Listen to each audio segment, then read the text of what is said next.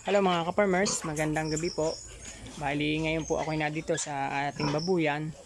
Talagang umaga, tanghali, hapon ako po ay nag-i-spray para po at least hindi po mapasok ng lamok at ng langaw. Sa umaga, ini-spray ko po yung mga langaw kasi may pa isa-isa pa rin nakakapasok dahil medyo malaki-laki ang butas ng ating kulambo, ng ating net.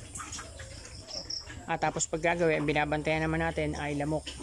So, kung mapansin nyo po, ang dami ko po mga nakabitin diyan, mga nakasampay na yan, mga basahan, mga white na yan, saka yan, mga orange, palibot pong yan. Saka yan, hindi ko po tinatanggal yung tarapal na yan, dahil binabasa ko po yan, ini-spray ko. Yan, mga ini-spray po natin yan para yung insekto ay hindi po pumasok. Nakakatulong po na hindi po pasukin. Dati po, hindi po tayo nakakatigil dito ng nakashort pagkahapon sa sobrang dami ng lamok. Dahil ngayon nga po ay lagi po ini-spray. At saka wala na po halos talagang makakapasok. Pero yung po mga lamok ay dumada po ang style nila tapos sumusuot sila. Sa kulambo nga po ay nakakasuot ay dito pa kaya medyo malalaki to malalaki ang butas. Ang langaw nga pagkagagapang dyan ay talagang iyan ay basta po ako yung nakakita ng mga langaw, spray ka sa akin. Kasi talagang may pa isa-isa pa rin po nakakalusot na langaw. Siguro yung dumada po tapos gumagapang na lang papasok. Parang lamok. Galit ako sa langaw. Tulad po yan, in-spray natin. Hindi po, hindi na makaalis. Wala ka ngayon. Wala, mamamatay na po yan. Pati po bangaw, patay. Pati itong mga sako na ito po, yan, nilagay kong sako. Basa po yan lagi para at least hindi makakalis dito. Kumusta naman? Patay na? Wala na, patay na. Ito na po, ito na. Tapat natin dito sa puti. Yan. Patay na.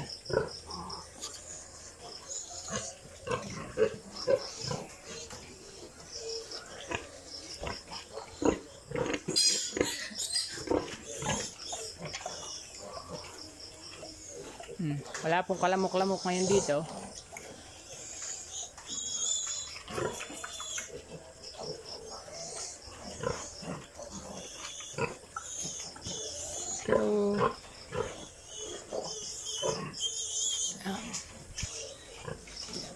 Pero sa umaga may nakikita po uli ako na lamok dito. Kasi ang lamok pagka umaga nakahapon naman dito sa mga lambat. Siguro yung mga nakakalusot kasi ang ilalim po ay hindi pa ayos Kawang pa po yan. Saka syempre alam niyo naman ang lamok. Tulad sa kulambo, sa liit na ng butas nakakapasok pa rin. Ay dito pa kaya malalaki ang butas. Kaya nakakapasok pa rin sa umaga. Kaya lang talagang hindi na nila gugustuhin pumasok pagka ganito ang amoy. Yan. Saka po ito. Yan. Spray ko po yan. Basang-basa po yan lagi. Ang mga to.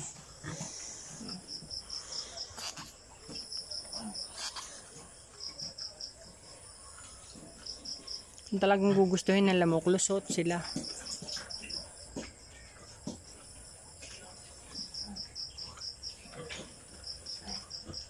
So bali isang linggo na po na nagkakamatay ang baboy dito sa lugar namin.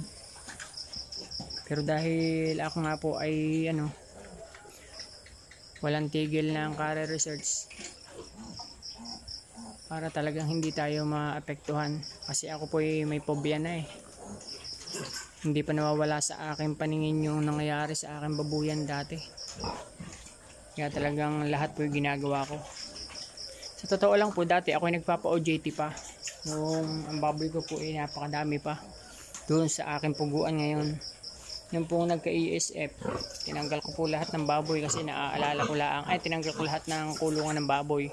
Piyaltan ko ng pugo. Tapos ngayon po, after 2 years, nag-try uli ako. Kaya nagsisimula po uli ako. Pero napakahabang panahon po ako nagbababoy.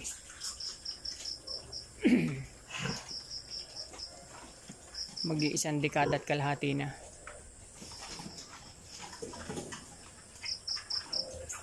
At piglet production po ang aking ginagawa. Kaya lang natsambahan tayo noon. Kaya ngayon ay talagang ginagawa kong lahat ng paraan. Wala na pong napasok na technician dito sa aming barangay. At pati po yung aming mga kahanggan ay sinabihan ko na din na ganito ang gawain nila. Lalo na po yung malapit sa infected area, kapitbahay lang. Talaga nagpursige po ako kahit hating gabi akin pong tinatawagin sila para gawin nila agad.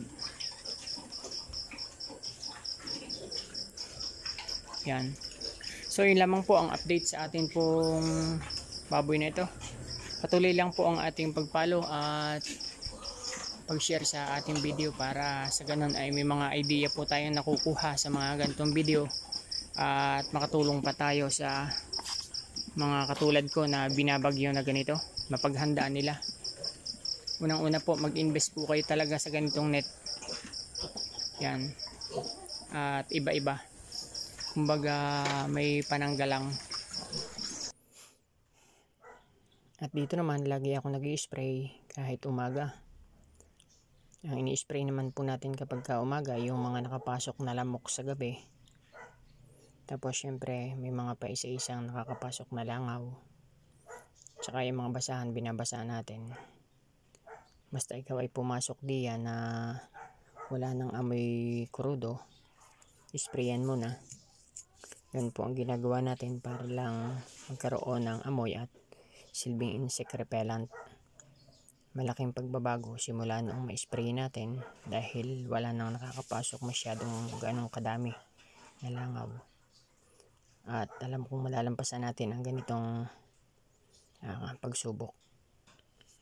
Dahil sa mga pagre-research natin ay nagkakasama-sama yung mga idea kaya possible na malabanan natin itong African Swine Fever. Talaga lang pagka ikaw ay napasok ng African Swine Fever ay talagang napakahirap dahil danas na danas ko na yan doon sa aking dating babuyan. Kaya medyo may phobia na tayo kaya ganito na lamang ang paghihigpit natin. Hindi lang sa mga tao kundi pati sa mga hayop din, pati mga insekto. So yun lamang po at maraming salamat po sa inyong walang sawang pagsuporta. Yan. Maraming salamat po, hanggang dito na lamang po. Bigyan ko na lang po kayo ng update sa mga susunod na video pa. Maraming salamat po, magandang gabi po sa ating lahat.